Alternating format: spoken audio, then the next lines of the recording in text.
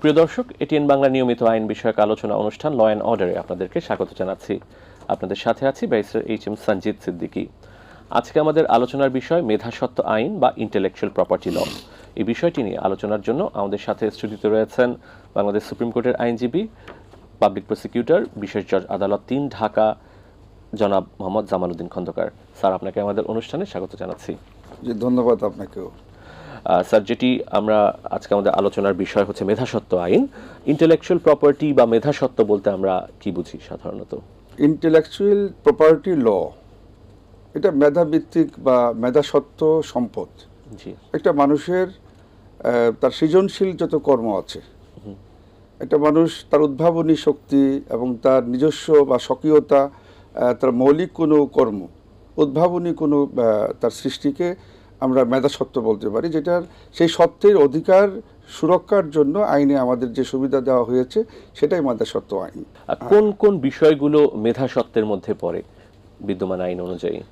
মেধাস্বত্ব আসলে আপনি ধরেন, আমি যদি কপিরাইট বলি, যে কপিরাইট হচ্ছে যে একটা মানুষ, আমি তাকে সঙ্গীত হতে পারে, তার মৌলিক কোনো সঙ্গীত, অথবা তার কোনো গীত, অথবা তার চিত্রকর্ম, অথবা কোনো কবিতা, অথবা তার কোনো সাহিত্য বই হতে পারে, অথবা কোনো সফটওয়্যার, নতুন কোনো সফটওয়্যার সে উনি বানালেন। তো এই যে বিষয়গুলি, মৌলিক বিষয়গুলি, সে মৌলিক বিষয়গুলি সুরক্ষা দেওয়ার জন্য এই কপিরাইট যে মেধাস্বত্ব, যেটা মেধাকে সুরক্ষা দেওয়ার জন্য যে আইন, সেটা কপিরাইট আইন সত্য হিসাবে এটা বিবেচিত হবে এবং তাকে সুরক্ষা দেবে। পাশাপাশি প্যাটেন্টের যে কথা বলা আছে, প্যাটেন্টটা বলতে কি আমরা কি বুঝি? প্যাটেন্ট হচ্ছে উদ্ভাবনী শক্তি, যে আমি আমার নতুন উদ্ভাবন করলাম, কোনো প্রযুক্তি উদ্ভাবন করলাম।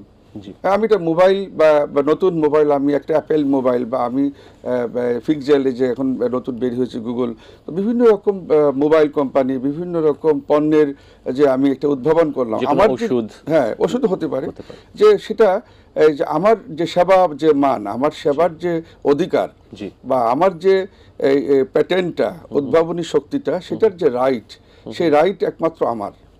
তো সেটাকে সুরক্ষা দেওয়ার জন্যই এই প্যাটেন্টের কথা বলা আছে। পাশাপাশি বলা আছে আপনার ইন্ডাস্ট্রিয়াল ডিজাইন।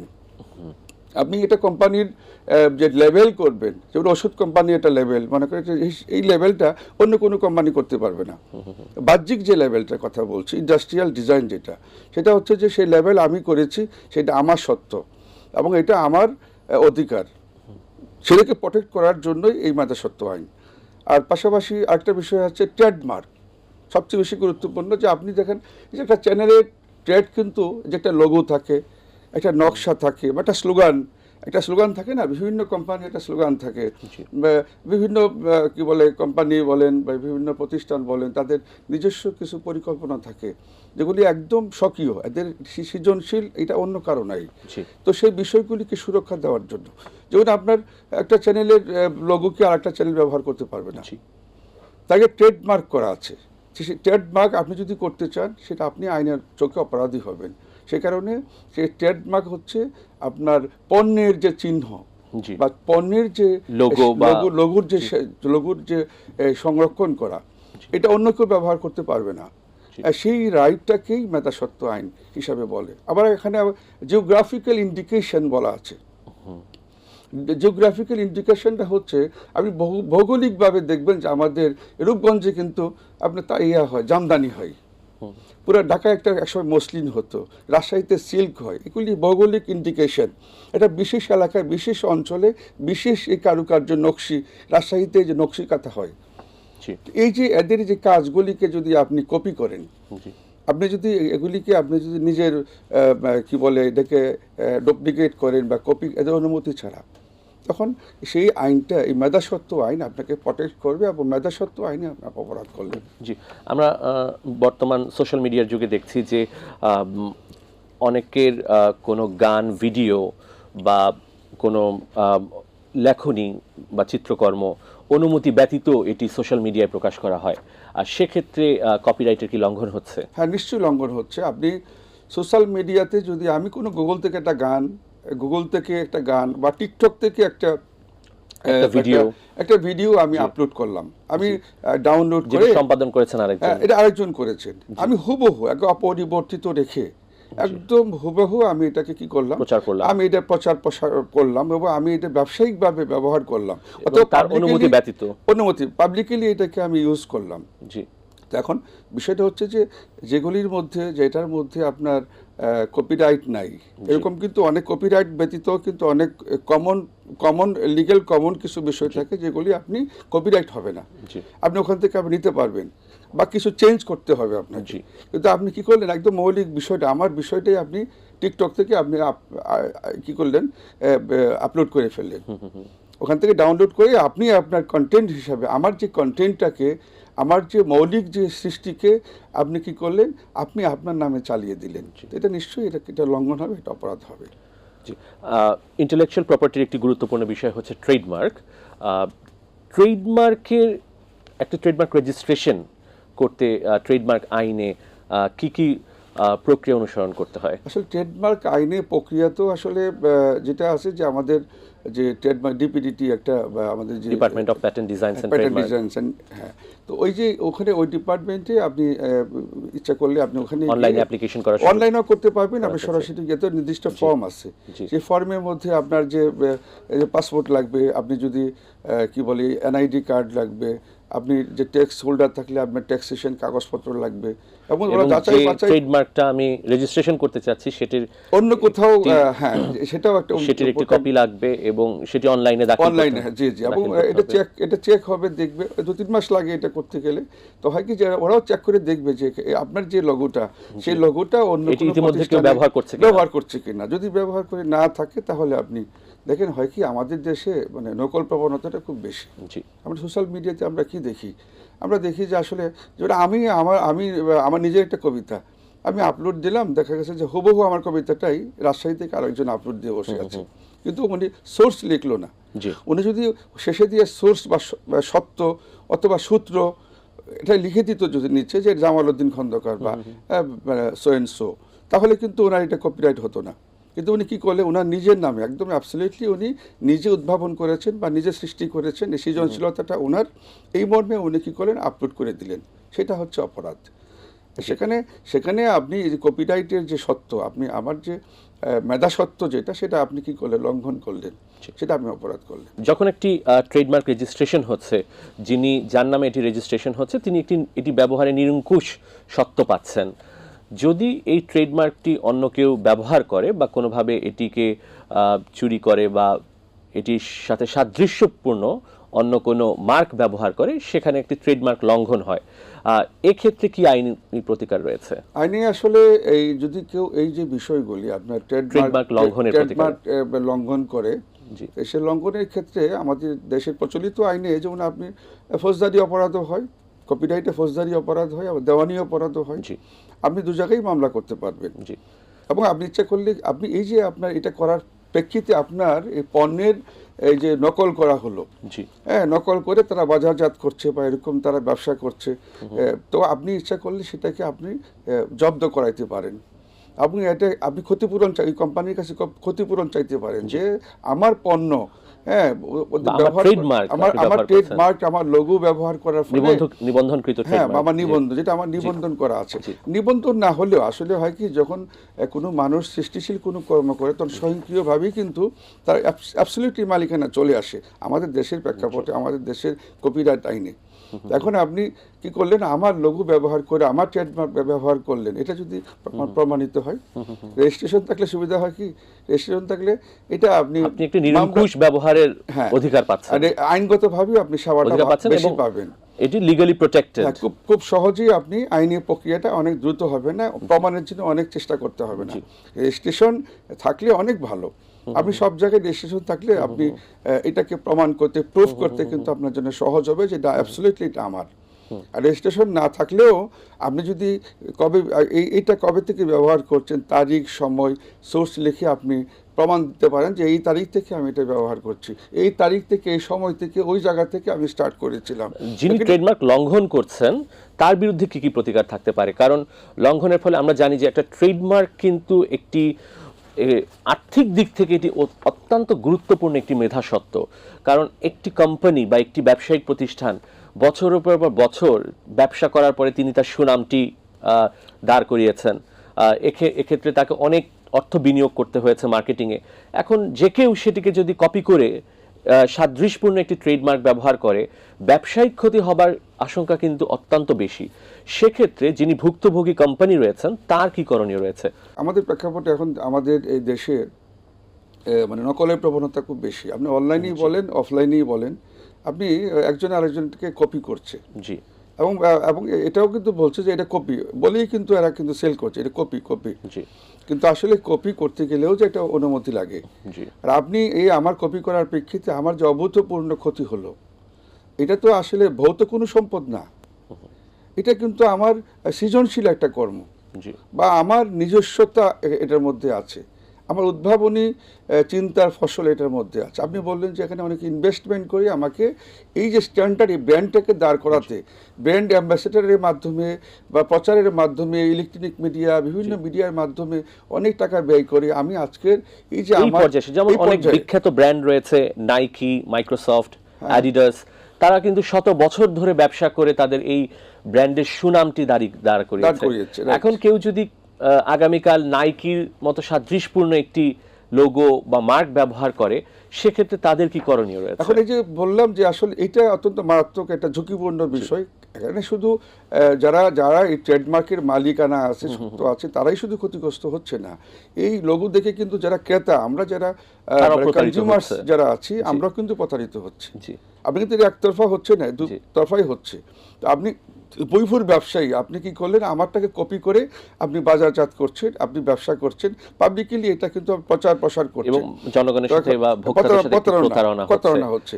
সেই ক্ষেত্রে যিনি এটা বেসিক্যালি যিনি মালিক, এটার এই লগোর বা এই যে ট্রেডমার্ক মার্কের যিনি স্বত্বাধিকারী, তার যে রাইটটা হচ্ছে উনি ইচ্ছে করলে দেওয়ানি বা আদালতে গিয়ে উনি এইটার বিরুদ্ধে ইনজাংশন পাইতে পারে, উনি ক্ষতিপূরণ মামলা করতে পারে, এবং উনি ফৌজদারি কপিরাইটে যে ফৌজদারি মামলা করলে ওনাকে 3 মাস থেকে 6 বছর পর্যন্ত আপনার শাস্তির বিধান আছে এবং অর্থদণ্ডের বিধান রয়েছে।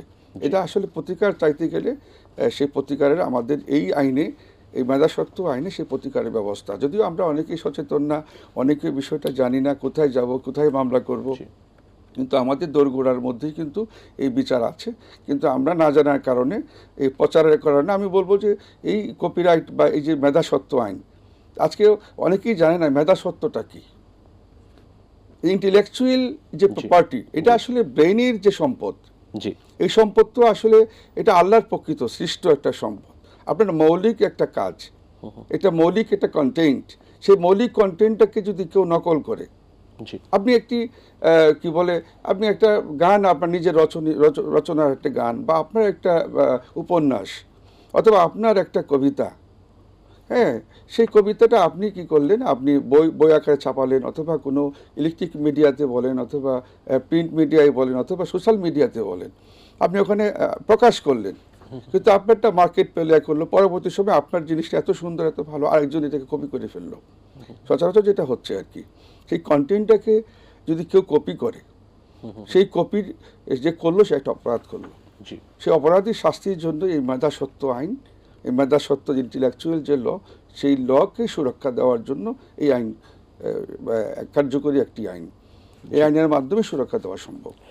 অনেক জনপ্রিয় ব্র্যান্ড রয়েছে বাংলাদেশে। আমরা যদি খাবারের ব্র্যান্ডের মধ্যে যাই, যেমন হাজির বিরিয়ানি, আমরা দেখি যে বছরের পর বছর তারা তাদের ঐতিহ্যগতভাবে তারা এই হাজির বিরিয়ানির ব্যবসা করছে, কিন্তু ঢাকা শহরে আমরা বিভিন্ন অলিতে গলিতেও দেখছি হাজির বিরিয়ানি নাম দিয়ে বিভিন্ন দোকান খুলে বসা হয়েছে।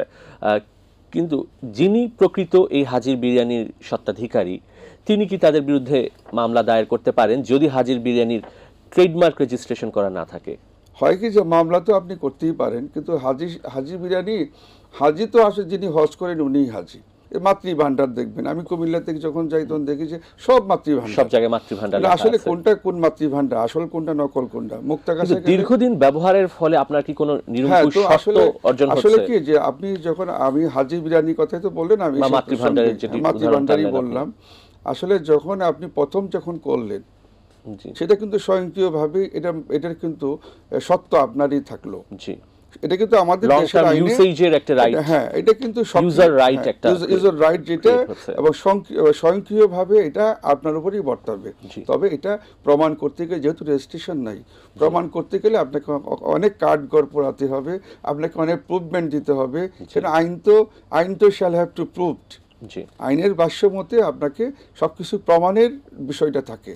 আর যদি রেজিস্ট্রেশন যদি থাকতো তাহলে আপনাকে এত প্রমাণ করতে হতো না। রেজিস্ট্রেশনের মাধ্যমে আপনি আপনার এই যে ক্ষতিপূরণটাকে আপনি এত সহজেই এবং আপনি খুব শর্ট সময়ের মধ্যেই আপনি এই প্রতিকারটা পেতে পারতেন। জি, যে কোনো নির্দিষ্ট কপিরাইট বা ট্রেডমার্ক কি একাধিক দেশে রেজিস্ট্রেশন করা সম্ভব? সম্ভব। আমার একটা ব্র্যান্ড, আমার একটা কি বলে, একটা পণ্য, বা আমি একটা স্পেশালি আমি একজন লেখক, তো আমার এই একটা বই আমি বাংলাদেশে যদি আমি এটা বাজারজাত করি, এটা আমি ইন্টারন্যাশনালি পৃথিবীর যে কোনো দেশেই এটা একটা জাতিসংঘের একটা আন্তর্জাতিক কপিরাইট বলেন, এই যে মেধাস্বত্ব আইনটা কিন্তু ইন্টারন্যাশনালি জাতিসংঘ কর্তৃক স্বীকৃত। এটা বাংলাদেশেও এটা একটা পার্ট। জি, কিন্তু আমরা আমাদের মতো করে কিছু সংস্কার আমরা করেছি, কিন্তু ইন্টারন্যাশনালি এই আইনটা বলবৎ আছে এখনো। এবং একটি ট্রেডমার্ক বিভিন্ন দেশে রেজিস্ট্রেশন হচ্ছে, যেমন ফেসবুকের কথা যদি আমরা ধরি, এই ট্রেডমার্কটি একাধিক দেশে রেজিস্ট্রেশন করা হয়েছে। সম্ভব। জি। এটা আপনি বাংলাদেশেও করতে পারি, আমরা দেশের বাইরেও করতে পারি, এতে কোনো আইনগত বাধা নেই। জি, যদি কোনো ট্রেডমার্ক রেজিস্ট্রেশনের দরখাস্ত খারিজ হয়, সেক্ষেত্রে কি করণীয় রয়েছে আবেদনকারীর?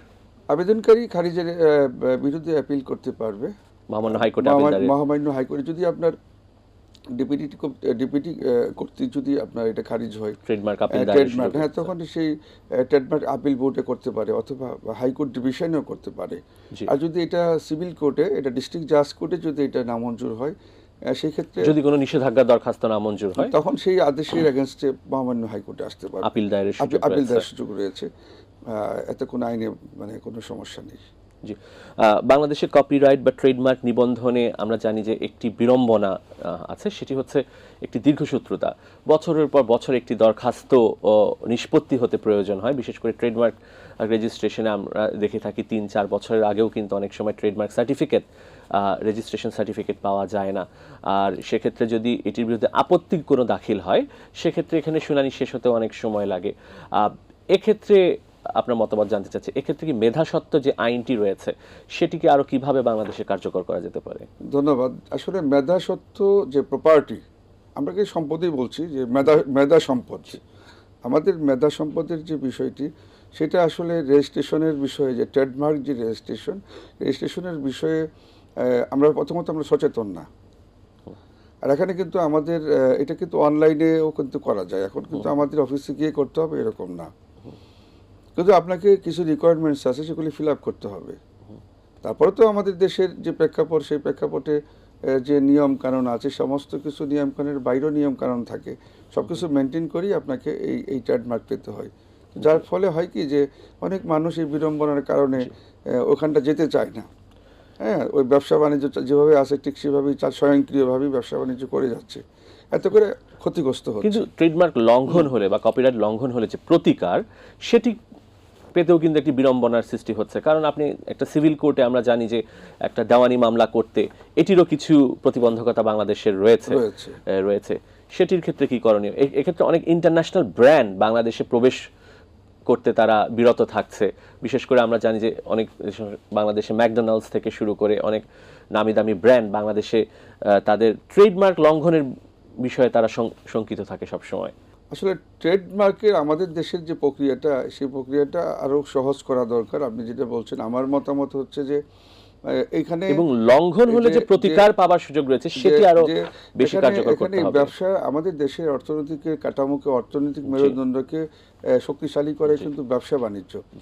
সেই ব্যবসায়িক দিক থেকে যদি আমরা মনে করি যে আসলে এই ব্যবসাকে যদি আমরা মানে ছোট হোক বড় হোক, সেই ছোট বিদেশি বিনিয়োগকে যদি আমরা উৎসাহিত করতে চাই, এটাকে আরো সহজ প্রক্রিয়া নিয়ে আসতে হবে, এবং এটা খুব সহজ প্রক্রিয়ার মাধ্যমে, এবং এই যে বিচার ব্যবস্থাকেও আরো বেশি ত্বরান্বিত করতে হবে, আরো সহজ করতে হবে। তো রেজিস্ট্রেশন বাধ্যতামূলক না, তারপরেও রেজিস্ট্রেশন, আমি বলবো যে রেজিস্ট্রেশন করা অত্যন্ত জরুরি। তাহলে আপনি অনেক সমস্যা থেকে দ্রুত প্রতিকার পাইতে পারবেন এবং সুরক্ষিত হবে আপনার এই মেধাস্বত্ব। স্যার। আপনাকে অনেক ধন্যবাদ স্টুডিওতে এসে আমাদেরকে সময় দেওয়ার জন্য। আপনাকে অনেক ধন্যবাদ এবং এটিএন দর্শকদেরকে ধন্যবাদ এবং যারা নেপথ্যে আছেন সবাইকে ধন্যবাদ। প্রিয় দর্শক, আমরা অনুষ্ঠানের শেষ পর্যায়ে চলে এসেছি। আপনাদের মূল্যবান মতামত বা পরামর্শ আমাদের কাছে চিঠি লিখে জানাতে পারেন এই ঠিকানায়। পরিচালক, law and order, ATN Bangla, ওয়াসা ভবন, ২য় তলা, ৯৮ কাজী নজরুল ইসলাম অ্যাভিনিউ, কারওয়ান বাজার, ঢাকা ১২১৫।